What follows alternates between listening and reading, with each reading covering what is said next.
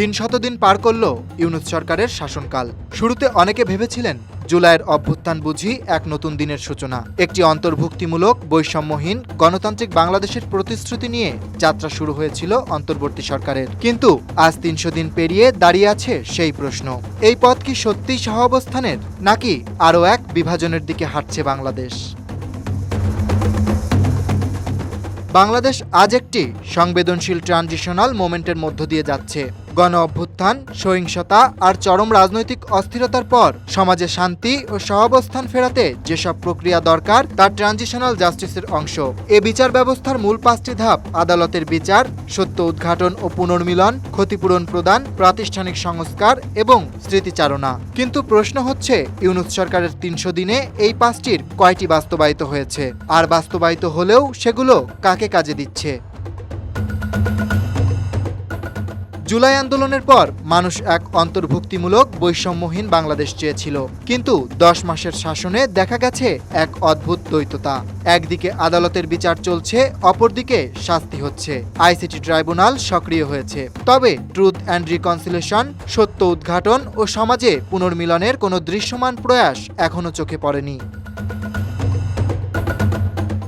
আইন উপদেষ্টা গত মে মাসে ট্রুথ অ্যান্ড রিকনসিলিয়েশন কমিশনের ঘোষণা দেন। তিনি বলেন, আমরা আর ক্ষত চাই না। তবে এই ঘোষণার পরও সমাজে বিভাজন কমেনি, বরং বেড়েছে। রাজনৈতিক দল, ধর্মীয় গোষ্ঠী, নারী ও সংখ্যালঘুদের প্রতি সহিংসতা যেন আড়ালে আবডালে বেড়েই চলেছে। এখন প্রশ্ন, এই রিকনসিলিয়েশন কার সঙ্গে হবে? শুধু কি রাজনৈতিক দলের মধ্যে? নারী, সংস্কৃতি, ধর্মীয় সংখ্যালঘু, ভিন্ন মতাবলম্বী এসব গোষ্ঠীর সঙ্গে কি আদৌ রাষ্ট্রের পুনর্মিলন সম্ভব হবে কিনা? গত ১০ মাসে দেশে নারী নিপীড়নের সংখ্যা বেড়েছে আশঙ্কাজনক হারে। ঢাবি ক্যাম্পাসে হেনস্থা থেকে শুরু করে মুন্সিগঞ্জ লঞ্চে নারীর উপর নির্যাতন, সবই ছিল এই সময়ের আলোচিত ঘটনা।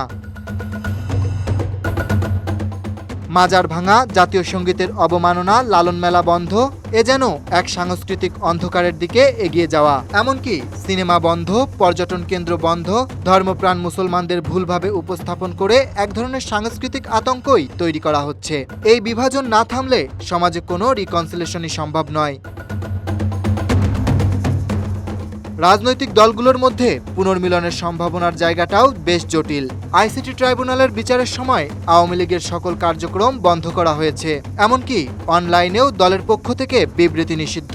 হিউম্যান রাইটস ওয়াচ বলেছে, এটা মত প্রকাশ ও সমাবেশের স্বাধীনতা লঙ্ঘন। এছাড়া নির্বাচন কমিশন আওয়ামী লীগের নিবন্ধনও স্থগিত করেছে।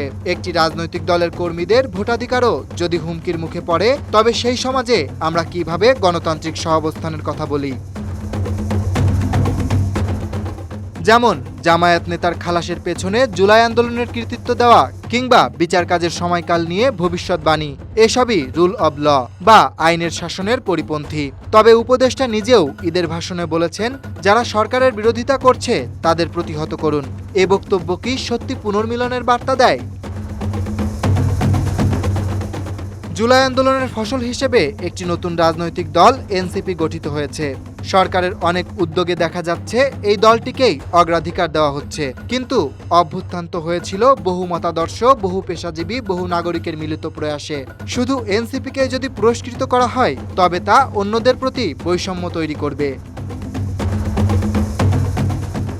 সরকারের উপদেষ্টারা দেশের সব জনগণের প্রতিনিধি, কোনো নির্দিষ্ট দল বা গোষ্ঠী নয়। এ দায়িত্ব তারা শপথ পাঠের মধ্য দিয়ে নিয়েছেন। ৩০০ দিন পেরিয়ে এসে আজ বাংলাদেশ দাঁড়িয়ে আছে এক মোড়ে। এক পাশে রিকনসিলিয়েশন, আরেক পাশে রিজেকশন। সরকার বিচারের মাধ্যমে সহিংসতার প্রতিক্রিয়া রুখতে চাইছে, তবে যদি সহিংসতার মূল কারণগুলো, সামাজিক বিভাজনগুলো দূর না করা যায়, তবে সেই বিচারও থেকে যাবে একতরফা। আজ প্রয়োজন সহিংসতা বন্ধের পাশাপাশি সত্য উদ্ঘাটনের সাহস, সবার অংশগ্রহণে পুনর্মিলনের রোডম্যাপ এবং সাংস্কৃতিক ও রাজনৈতিক সহাবস্থানের রাষ্ট্রীয় অঙ্গীকার। কারণ শুধু বিচার নয়, এখন দরকার এক নতুন জাতীয় বোঝাপড়া। গণতন্ত্র মানে শুধু নির্বাচন নয়, গণতন্ত্র মানে সহাবস্থানের space. Dhaka express desk report.